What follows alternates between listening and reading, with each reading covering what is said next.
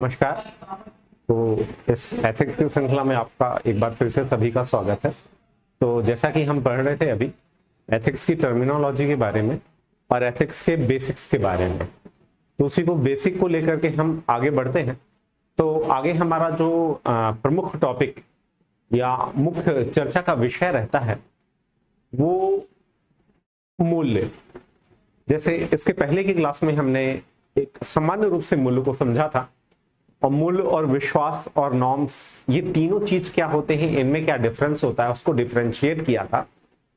इसी के साथ हम अब आगे बढ़ते हैं तो हम देखते हैं कि आखिर ये मूल्य क्या होते हैं और ये मूल्य किसी व्यक्ति को कैसे प्रभावित करते हैं, उसकी विशेषता क्या होती है, उसके प्रकार क्या होते हैं, वो निर्मित कैसे होता है,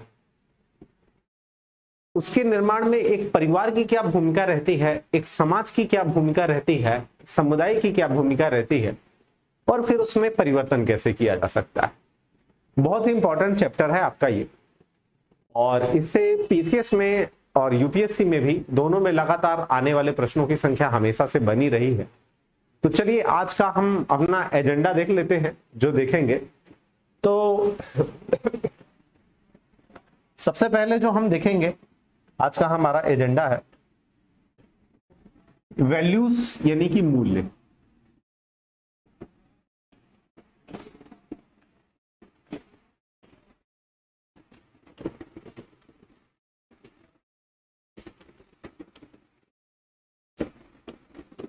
तो सबसे पहले बच्चों हम समझेंगे कि आखिर ये मूल्य क्या है।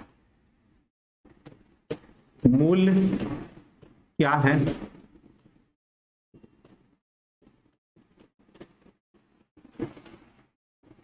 उसके बाद हम समझेंगे कि मूल्य मुख्य रूप से देखा जाए तो कितने प्रकार के होते हैं, यानी कि मूल्यों के प्रकार।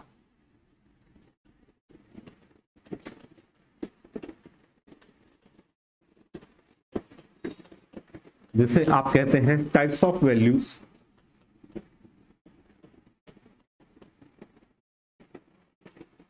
और फिर मूल्यों में संघर्ष। मूल्यों में संघर्ष यानी कि कॉन्फ्लिक्ट इन वैल्यूज। ठीक है, ये आज का हमारा मुख्य एजेंडा रहेगा। सबसे पहले बच्चों हम समझेंगे कि आखिर मूल्य क्या है, व्हाट इज वैल्यूज या वैल्यू सिस्टम, यानी कि जो मूल्य तंत्र होता है वह क्या है, इसको हम समझेंगे। इसको समझने के बाद हम देखेंगे कि टाइप्स ऑफ वैल्यूज यानी कि मूल्यों के प्रकार क्या क्या होते हैं, कितने प्रकार के मूल्य हो सकते हैं, क्या क्या होते हैं वो, इस चीज को हम समझेंगे। इसके बाद हम देखेंगे मूल्यों में संघर्ष, यानी कि एक ही व्यक्ति में एक से ज्यादा मूल्य हो सकते हैं। और जब एक ही योग कहते हैं ना कि एक म्यान में दो तलवारें नहीं रह सकती हैं, तो आप जब एक म्यान में दो तलवारों को रखने की कोशिश करेंगे तो उनमें आपस में संघर्ष शुरू हो जाएगा। एक समय में तो एक ही तलवार रह पाएगी म्यान में। तो किसी भी व्यक्ति के अंदर जब एक से ज्यादा वैल्यू होते हैं तो उसमें आपस में क्या हो जाता है बताइए, कॉन्फ्लिक्ट हो जाता है, यानी कि संघर्ष शुरू हो जाता है। तो उसी को बोला जाता है मूल्यों में संघर्ष। जैसे जीवन में भी आप कई बार द्वंद्व की स्थिति में आ जाते हैं, कॉन्फ्लिक्ट की स्थिति में आ जाते हैं। आपको लगता है कि क्या ये करना उचित होगा या ये करना उचित होगा। तो एथिक्स में आपको एक बहुत सही चीज, एक सोच प्रदान करता है, दैट इज अंतरात्मा की आवाज, जो कि आपको ऐसा माना जाता है कि सामान्यतः वो आपको राइट डायरेक्शन ही देती है। तो चलिए सबसे पहले हम देखेंगे मूल्य क्या है या वैल्यूज क्या है। इसके पहले की भी कक्षा में हम समझ चुके थे कि आखिर मूल्य क्या है।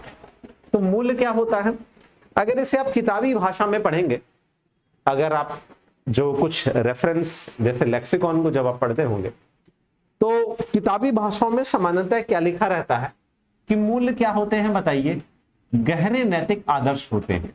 गहरे नैतिक आदर्श। अब देखिए हम इतना सब कुछ पढ़ चुके हैं, तो जब जब नैतिकता की बात आएगी तो मुझे नहीं लगता है कि आपको सोचना पड़ेगा कि क्या होता है।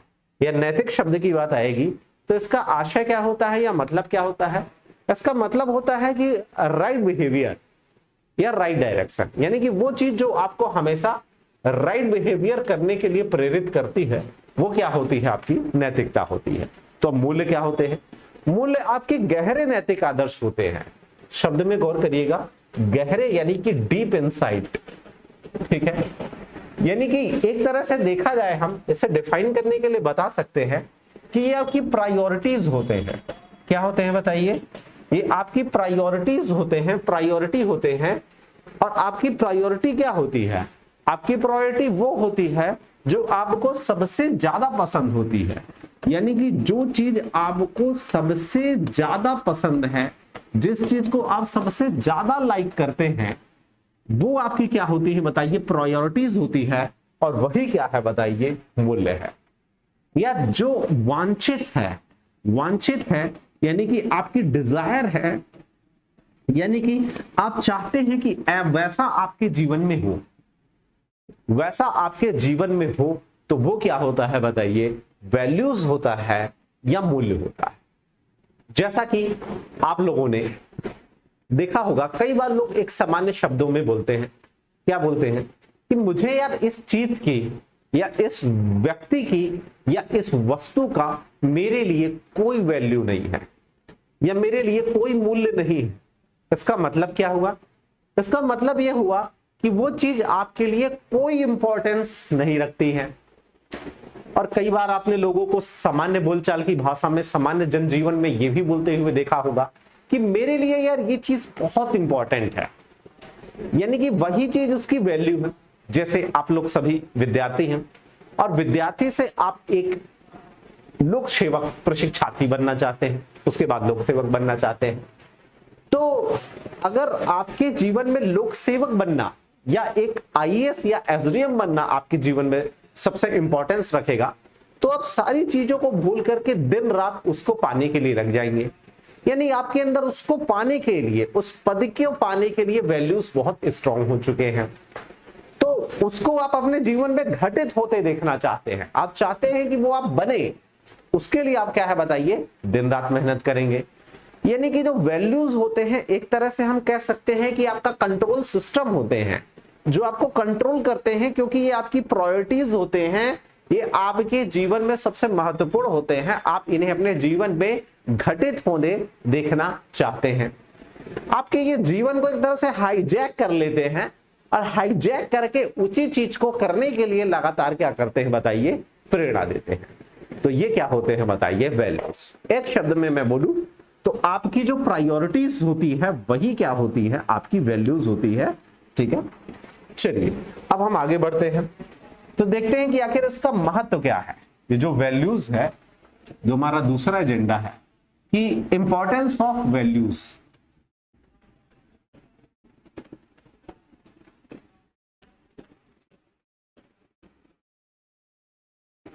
ठीक है, हिंदी में हम कहेंगे कि मूल्य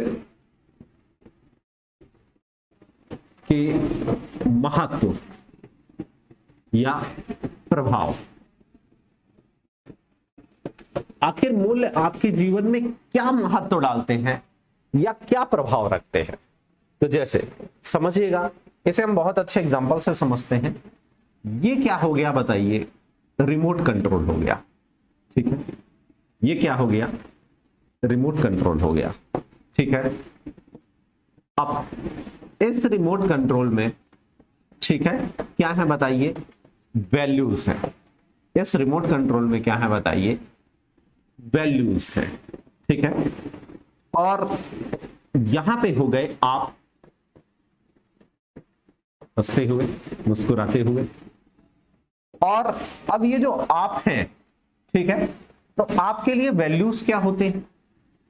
आपके लिए जो वैल्यूज है, तो ये एक तरह का कंट्रोल सिस्टम है, कंट्रोल सिस्टम। यानी कि ये आपको क्या कर रहे हैं? वैल्यू एक प्रकार के रिमोट कंट्रोल हैं जो आपको कंट्रोल करते हैं करने के लिए। जो भी आप अपने जीवन में चाहते हैं, जो घटना चाहते हैं होना, या जिस चीज को चाहते हैं या जिस चीज को प्राप्त करना चाहते हैं, उसको प्राप्त करने के लिए एक रिमोट कंट्रोल क्या है बताइए, रिमोट कंट्रोल के तौर पे वैल्यू सिस्टम काम करते हैं।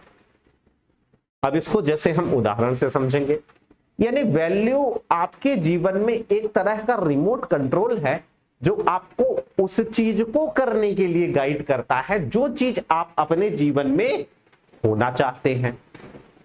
उदाहरण से इससे आपको स्पष्ट होगा। जैसे मैं बताऊं, आप मान लीजिए किसी का वैल्यू होता है नाम कमाना। क्या करना बताइए, नाम कमाना। यानी उसके लिए सबसे इंपॉर्टेंट कौन सी चीज है बताइए, सम्मान, नाम कमाना या सम्मान। ठीक है। कुछ लोग होते हैं जिनके जीवन में मुख्य वैल्यू होता है सिर्फ और सिर्फ पैसा कमाना, यानी वो ज्यादा से ज्यादा क्या करना चाहते हैं, पैसा कमाना चाहते हैं। फिर कुछ लोग होते हैं जिनके जीवन की वैल्यू क्या होती है बताइए, पावर, यानी कि उन्हें क्या चाहिए बताइए, पावर चाहिए, यानी कि हम कह सकते हैं या सत्ता चाहिए। तो अलग अलग लोगों के जीवन में अलग अलग वैल्यूज देखे गए। जैसे कुछ लोग अपने जीवन में नाम कमाना चाहते हैं, कुछ लोग के जीवन की वैल्यूज होती है कि समाज में हमारा नाम, हमें नेम एंड फेम चाहिए। आपने लोगों को बोलते हुए अक्सर देखा होगा कि मुझे तो अपने नेम एंड फेम के लिए काम करना है। तो जो पहला टाइप का व्यक्ति है ना, वो क्या करेगा बताइए, नाम कमाने के लिए। तो इसे हम समझते हैं। तो जो पहला टाइप का व्यक्ति है ना, जिसे क्या करना है बताइए, नाम कमाना है, यानी उसकी जो वैल्यूज है वो वैल्यूज क्या है बताइए, नाम कमाना है। तो वो नाम कमाने के लिए क्या करेगा देखिए, ठीक है, उसका वैल्यू सिस्टम या वैल्यू क्या है बताइए, नाम कमाना। तो वो नाम कमाने के लिए हमेशा समाज में कैसे काम करेगा बताइए, अच्छे कार्य करेगा। अब अच्छे कार्य क्यों करेगा बताइए, इसलिए करेगा क्योंकि वो समाज में क्या है बताइए, अपना नाम कमाना चाहता है। तो हर गलत वो काम करने से बचेगा जिससे उसकी बदनामी हो। इसलिए वो क्या करेगा बताइए, हमेशा अच्छे काम करेगा और ऐसा काम करेगा जिससे समाज में उसका क्या हो बताइए, नाम हो। ठीक है। इसी के साथ वो हमेशा दूसरों की क्या करेगा, मदद करेगा। दूसरों की क्या करेगा बताइए, मदद करेगा। दूसरों की मदद क्यों करेगा, क्योंकि उसे समाज में नाम कमाना है।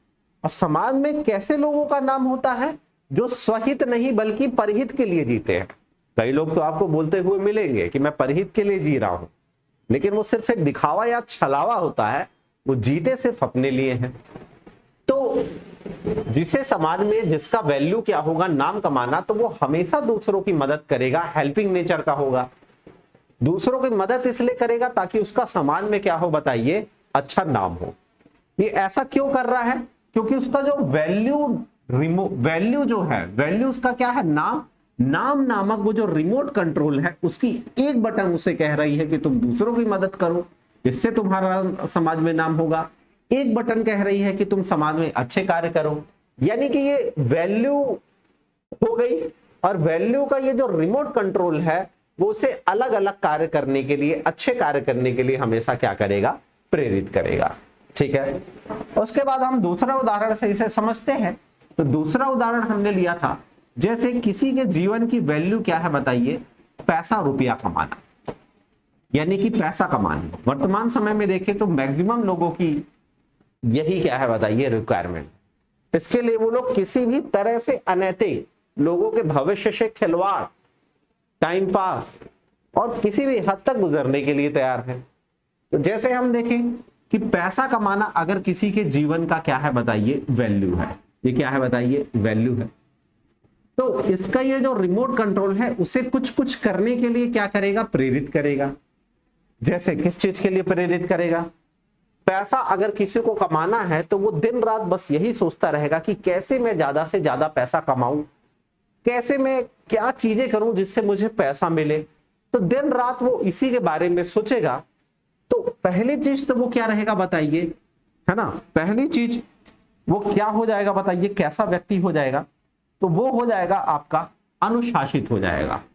ठीक है, अनुशासित क्यों हो जाएगा, तो अनुशासित हो जाएगा, मेहनत बहुत करेगा, हमेशा तत्पर रहेगा। क्यों रहेगा, क्योंकि पैसे कमाने के लिए आपको आपकी दिनचर्या में सुधार होना चाहिए। आप जब तक अनुशासित नहीं रहेंगे, सही समय पे काम करने के लिए नहीं जाएंगे, है ना, तो आप पैसा नहीं कमा पाएंगे।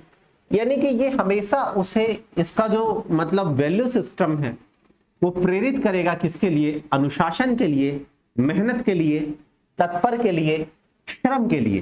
वो बहुत ज्यादा श्रम करेगा। क्यों करेगा बहुत ज्यादा श्रम, क्योंकि उसे बहुत ज्यादा पैसा कमाना है, और वही पैसा कमाने के लिए वो क्या है बताइए, निरंतर लगा रहेगा। तो जिसके जीवन का वैल्यू पैसा कमाना होगा वो बहुत ज्यादा मेहनत करेगा, जल्दी उठ जाएगा, ज्यादा सोएगा नहीं, ज्यादा से ज्यादा श्रम करेगा, और हमेशा वो तरीके ढूंढता रहेगा जिससे ज्यादा से ज्यादा क्या है पैसा कमाया जा सके। ठीक है, ये दूसरा उदाहरण आपने समझा। तीसरा उदाहरण हम देखते हैं इसी में कि किसी के जीवन की वैल्यू क्या होती है बताइए, पावर, यानी कि सत्ता, है ना। सत्ता एक प्रकार का नशा है। जैसे यूपीएससी ने एक बहुत अच्छा मतलब कोड दिया था, उसमें 250 शब्दों में लिखना था कि सत्ता नष्ट करती है और संपूर्ण सत्ता संपूर्ण नष्ट करती है। ठीक है, समझ रहे हैं, ठीक है।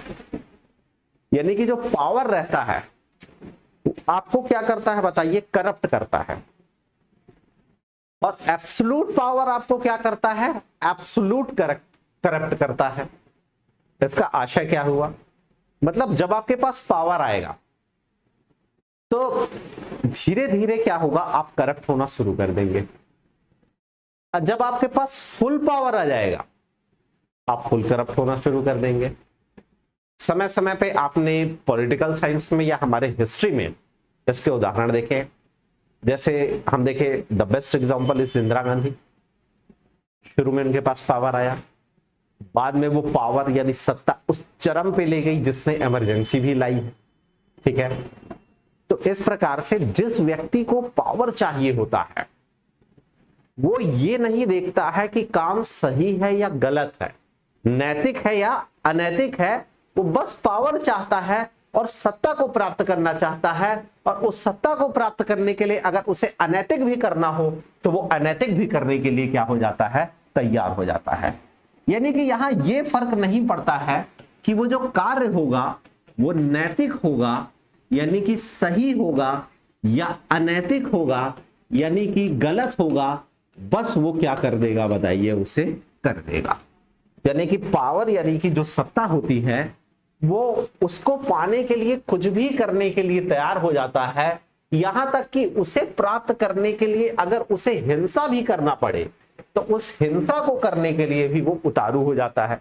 जैसे इंदिरा गांधी का आपने इमरजेंसी के समय का वो जो रवैया देखा था, है ना, लोगों की पकड़ पकड़ के उस समय संजय गांधी ने नसबंदी कराई थी। ठीक है, तो इस तरह से मतलब वो हिंसा यानी उसके अंदर हिंसा का भी वैल्यू आ जाएगा, क्योंकि उसे किससे मतलब है बताइए, पावर से। और पावर का नशा जो होता है वो जब तक आपको पूरी तरह से नहीं बर्बाद कर देता है तब तक वो नहीं मानता है, और उसके अलगाव में आप उस विरह से, उस वेदना से पीड़ित हो जाते हैं जिससे आप व्यक्ति जीवित भी मृत की तरह हो जाता है। तो आपने क्या समझा अभी तक, आपने समझा value. In short, the biggest priority of your life is your value. The thing which is most important in your life is value, and there are many types of values. Some have power value, जिनके जीवन में सत्ता सबसे ज्यादा महत्वपूर्ण करती है। जैसे आप एक देखते हैं, एक नेता इतना भ्रष्ट क्यों होता है, क्योंकि उसे पावर का नशा आ जाता है। और उस पावर को पाने के लिए वो किसी भी हद तक गुजर जाता है। वर्तमान समय में आप देख रहे हैं। फिर आपने देखा कुछ लोगों में क्या वैल्यू होता है, पैसा कमाना। तो पैसा कमाने के लिए दिन रात जागते हैं, मेहनत करते हैं, श्रम करते हैं, परिश्रम करते हैं। कुछ लोगों के जीवन का उद्देश्य नाम कमाना, नाम और शोहरत कमाना होता है। उसके लिए वो क्या करते हैं, ज्यादा से ज्यादा दूसरों की मदद करते हैं, हेल्पिंग नेचर के होते हैं, समाज में ऐसा काम करते हैं जिससे उनकी एक अच्छी इमेज बने, अनुशासित रहते हैं, क्योंकि समाज अनुशासित लोगों को ही देखना चाहता है, अनुशासनहीनता बर्दाश्त नहीं करता है। तो इस प्रकार से अलग अलग वैल्यूज होते हैं। तो वैल्यूज का महत्व क्या होता है या प्रभाव क्या है? वैल्यूज वो रिमोट होते हैं जो आपको उस चीज को करने के लिए गाइड करते हैं जो आप अपने जीवन में घटित होने देखना चाहते हैं। या दूसरे शब्दों में कहूं तो वैल्यूज का महत्व आपके जीवन में बहुत इंपॉर्टेंट होता है। वो आपको आपके उद्देश्य को प्राप्त करने के लिए गाइड करते हैं समय समय पे। ठीक है, चलिए अब इसके बाद आता है हमारा टाइप्स ऑफ वैल्यू, कि वैल्यू कितने टाइप के होते हैं। तो वैल्यू हम देखेंगे इसके कई प्रकार के आयाम होते हैं। तो हम समझते हैं इसको, टाइप्स ऑफ वैल्यू।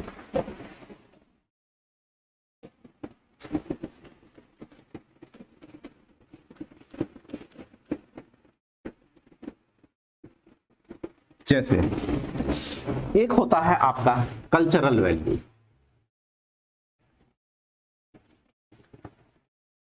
या जिसे हम हिंदी में कहते हैं सांस्कृतिक मूल्य।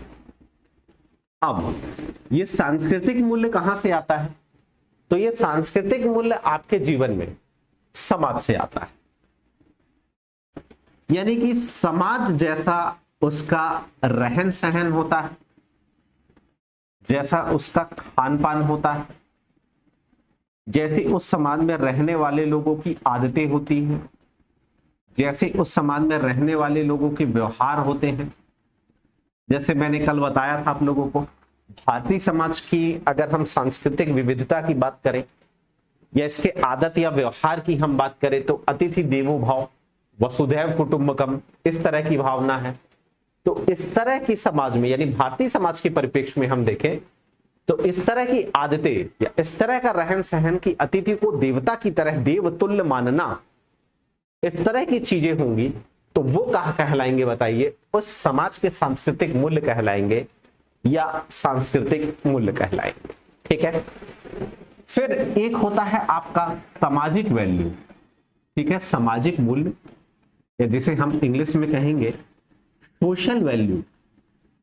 What is social value? तो आप समाज में जो रहते हैं तो समाज में रहने के लिए कुछ नियम बनाए गए है ना। जैसे मूलभूत से कुछ नियम जैसे हम देखेंगे कि बड़ों का आदर करना है, छोटों को स्नेह करना है, अच्छा आचरण करना है, चोरी नहीं करना है, हिंसा नहीं करना है। यानी कि एक तरह से देखिए जो भी सकारात्मक वैल्यूज होते हैं उन सभी का फॉलो करना, और वही समाज के क्या बन जाते हैं बताइए? मूल्य बन जाते हैं। तो इस प्रकार से सामाजिक मूल्य वो मूल्य होते हैं जो आपसे करने के लिए समाज आपसे अपेक्षा करता है, यानी आपसे आचरण करने के लिए समाज जिन मूल्यों की अपेक्षा रखता है वो होते हैं आपके सामाजिक मूल्य। फिर उसके बाद एक होता है राजनैतिक मूल्य, यानी कि पॉलिटिकल वैल्यू। पॉलिटिकल वैल्यू, अब पॉलिटिकल वैल्यू क्या होती है? तो पॉलिटिकल वैल्यू में आपको क्या पाना है बताइए? सत्ता। सत्ता यानी कि पावर, यानी आपको नेता बनना है। तो नेता बनने के लिए आपको जो जो भी करना पड़ेगा, जैसा कि मैंने अभी समझाया, चाहे वो नैतिक हो और चाहे वो अनैतिक हो, उसे आप करेंगे। यानी यहां पे आपके लिए सबसे इंपॉर्टेंट चीज क्या रह जाती है?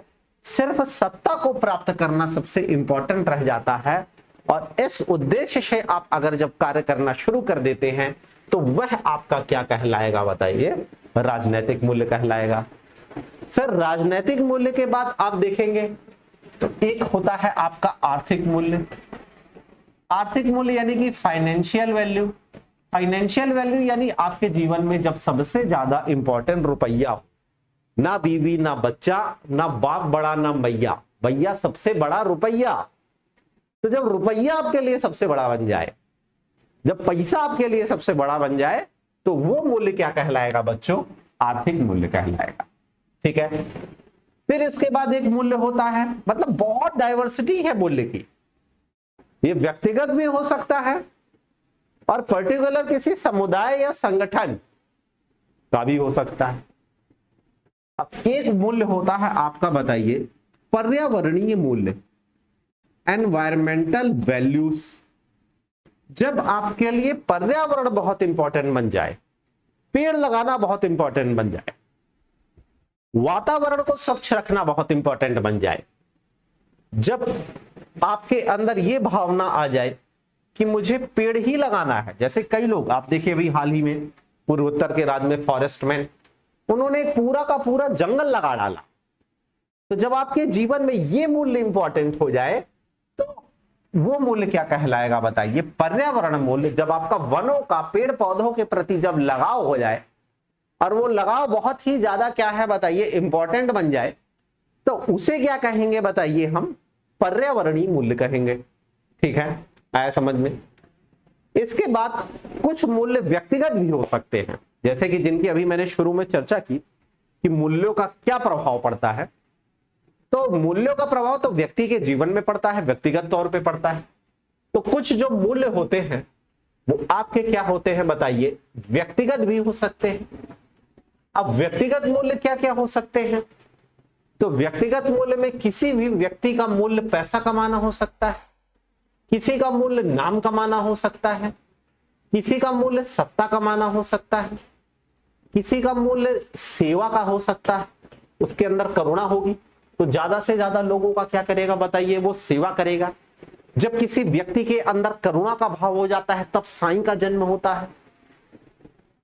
तो इस प्रकार से आप देखेंगे तो व्यक्ति की पर्सनालिटी में, उसके जीवन के अनुभव से कुछ मूल्य विकसित हो जाते हैं, वो उसके व्यक्तिगत मूल्य कहलाते हैं, यानी कि उसकी पर्सनालिटी के जो वैल्यूज होते हैं।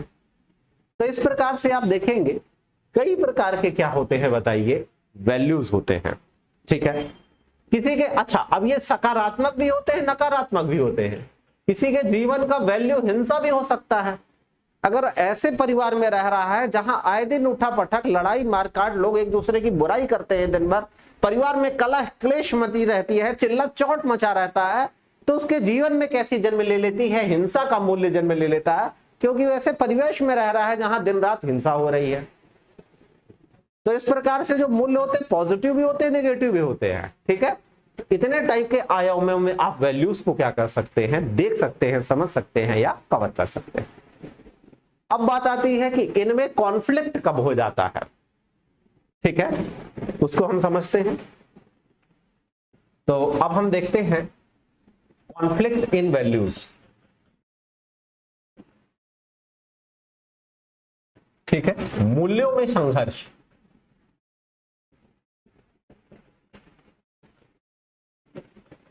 या मूल्यों में द्वंद्व कब द्वंद्वात्मक स्थिति में आ जाते हैं या कब उनमें संघर्ष शुरू हो जाता है?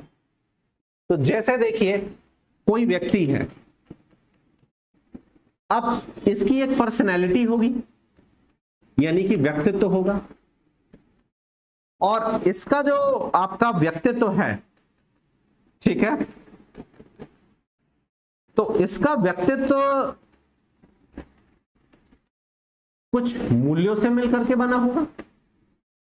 जैसे हम देखें उसके जीवन में एक मूल्य आ जाता है, क्या बताइए? पैसा कमाना। और एक मूल्य हो जाता है दूसरों की मदद करना। अब इससे उसमें कॉन्फ्लिक्ट हो जाता है या द्वंद्व हो जाता है या मूल्यों में संघर्ष शुरू हो जाता है। कैसे हो जाता है समझिए, क्योंकि इस व्यक्ति के अंदर दो वैल्यू सिस्टम है, एक पैसा कमाना और एक दूसरों की मदद करना। तो ये पैसा कब कमाएगा बताइए? अगर इसे ज्यादा से ज्यादा पैसा कमाना है तो दूसरों की मदद करना इसे बंद करना पड़ेगा, क्योंकि जब भी इससे कोई पैसा मांगने आएगा और हर बार ये पैसा लोगों को देगा, तो अब ये चाह के भी अपने आप को रोक नहीं पाएगा, क्योंकि इसके अंदर दो वैल्यू काम कर रहे हैं। तो ये हमेशा दुखी रहेगा, परेशान रहेगा, चीजों को लेकर के उलझा रहेगा, और ये मदद भी करना चाहता है लोगों की। तो मदद करने के लिए उसे कहीं ना कहीं पैसा भी खर्च करना पड़ेगा। तो एक ही व्यक्ति के अंदर कई वैल्यू होते हैं। यदि किसी व्यक्ति के अंदर पैसे कमाने के साथ दूसरों की मदद करने की भी भावना होगी, तो जब वो दूसरों की मदद करेगा तो उसे पैसे खर्च करने पड़ेंगे, और जब पैसा खर्च करेगा तभी दूसरों की मदद हो पाएगी। कहीं ना कहीं इन दोनों में आपस में रिलेशन है, इसलिए ऐसा होगा। दीज ऑल आर, बोलना चाहिए एक दूसरे के ये समानुपाती हैं, डायरेक्टली प्रोपोर्शनल है। तो इस कारण से क्या होगा बताइए, मूल्यों में संघर्ष शुरू हो जाएगा। दूसरा हम बहुत अच्छा एग्जांपल देखते हैं, यहां पे समझते हैं कि मान लीजिए किसी व्यक्ति के अंदर एक आजादी का भाव है, सॉरी मूल्य है, और दूसरा मूल्य कौन सा है उसके अंदर बताइए, अहिंसा का। यानी वो लोगों को मारना नहीं चाहता है, लेकिन आजादी भी चाहता है। लेकिन परिस्थितियां कुछ ऐसी बनी, या सिचुएशन कुछ ऐसी बनी कि उसका अहिंसा से मन उठ गया। कैसे उठ गया? जैसे आप समय समय पे देखेंगे भगत सिंह। मॉडर्न इंडिया में आप देखते हैं, जब प्रथम विश्व युद्ध में हम ज्यादा से ज्यादा अंग्रेजों की मदद करते हैं, और बदले में हमें क्या मिलता है? Jallianwala Bagh, roulette act. तो हमारा अहिंसा से, अंग्रेजों के प्रति अहिंसा से विश्वास उड़ जाता है। तभी आपके क्रांतिकारी आंदोलन का द्वितीय चरण शुरू होता है, और क्रांतिकारी आतंकवाद की गतिविधियां शुरू होती हैं। तो उनके अंदर से अहिंसा का भाव उठ जाता है कि अहिंसा से अब आजादी नहीं मिल सकती है, यानी आजादी चाहिए है तो हमें हिंसा करनी पड़ेगी। यानी कि ये दो मूल्यों में कॉन्फ्लिक्ट हो गया। आजादी चाहिए तो अहिंसा को छोड़ना पड़ेगा, अहिंसा करोगे आजादी नहीं मिलेगी। तभी आगे चल करके बोस ने कहा, तुम मुझे खून दो, मैं तुम्हें आजादी दूंगा, क्योंकि आजादी लहू मांगती है, और ये विश्व पूरा गवा रहा है। फ्रांस की क्रांति, इंग्लैंड की क्रांति, रूस की क्रांति, ऐसी कोई भी क्रांति नहीं हुई है जहां पे लहू की एक बूंद ना गिरी हो। तो इस कारण से क्रांति मांगती है लहू, और बिना क्रांति के नहीं मिलेगी आजादी। तो अब ये दो मूल्यों में कॉन्फ्लिक्ट हो गया। आया समझ में? ठीक है। तो इस तरह से आप देखते हैं कि एक ही व्यक्ति के अंदर दो मूल्य हो सकते हैं, और परिस्थितियों के हिसाब से उसमें कॉन्फ्लिक्ट हो जाता है, और यही क्या कहलाता है बताइए? मूल्यों में संघर्ष कहलाता है। और साधारण उदाहरण से समझाता हूं। तीसरा उदाहरण, ये व्यक्ति है, ये क्या करना चाहता है बताइए? ये पर्सन हो गया, और ये हो गया बताइए समाज। जैसे भारत में व्यक्ति समाज के लिए जीता है, और पश्चिमी देशों में व्यक्ति स्वयं के लिए जीता है। अब भारत जैसे देशों में क्या दिक्कत चली जाती है? ये व्यक्ति खुद को भी महत्व देना चाहता है और समाज को भी महत्व देना चाहता है। ऐसा नहीं हो सकता है। जब स्वयं को महत्व दोगे तो समाज को छोड़ना पड़ेगा, और जब समाज को महत्व दोगे तो स्वयं को छोड़ना पड़ेगा। अब जैसे मान लीजिए इसका क्या हो जाता है, किसी से लग जाता है दिल। अब ये क्या करना चाहेगा बताइए? लव मैरिज करना चाहेगा। लेकिन जो भारतीय सामान्य रूप से देखा जाए एक समाज रहा है, तो वो लव मैरिज को मान्यता नहीं देता है। ये किसको देता है? अरेंज मैरिज को सामान्य मतलब क्या देता है बताइए? मान्यता देता है। या इसे किसी ऐसे व्यक्ति से प्रेम हो गया है जो क्या है बताइए? इंटरकास्ट है, अंतर जातीय है, उसकी जाति से नहीं है, समजाति नहीं विजातीय है। अब ऐसी स्थिति में क्या होगा? इस व्यक्ति में संघर्ष शुरू हो जाएगा। ये खुद के लिए भी जीना चाहता है, समाज के लिए भी जीना चाहता है। तो एक साथ दोनों के लिए नहीं जी पाएगा, दोनों के लिए नहीं जी पाएगा, नहीं कर पाएगा। इसको दोनों में से किसी एक को चुनना होगा। या तो ये स्वयं को चुन ले, या तो ये समाज को चुन ले। स्वयं को चुनेगा तो ये लव मैरिज करेगा, और समाज को चुनेगा तो अरेंज मैरिज करेगा। उसे अपना लव छोड़ना पड़ेगा। इस प्रकार मूल्यों में शुरू हो जाएगा संघर्ष। ठीक है, तो इस प्रकार आज की कक्षा में हमने समझा, क्या समझा, मूल्य क्या होते हैं, फिर हमने समझा कि मूल्यों का प्रभाव क्या होता है। मुख्य रूप से एक रिमोट कंट्रोल है जो आपको हाईजैक कर लेता है और उस चीज को करने के लिए प्रेरित करता है। उसके बाद हमने समझा टाइप्स ऑफ वैल्यू। उसके बाद फिर हमने क्या समझा, मूल्यों में संघर्ष कैसे शुरू होता है। एकदम सरल और सहज भाषा में, इसी भाषा में पढ़ना है, इसी भाषा में समझना है और इसी भाषा में लिखना है। याद रखिए, मेंस किताबों का नहीं, विचारों का एग्जाम है। और जब आप वहां लिखते हैं तो आपको याद की हुई रटी चीजें याद नहीं आती हैं, सिर्फ आपका मस्तिष्क रहता है और उसमें जो विचार होते हैं वो आते हैं। तो वही विचारों को आप डेवलप करेंगे और उन्हीं को अपनी कॉपी में लिखेंगे। चलिए आज के लिए इतना ही, बहुत बहुत धन्यवाद। अब मिलते हैं कल।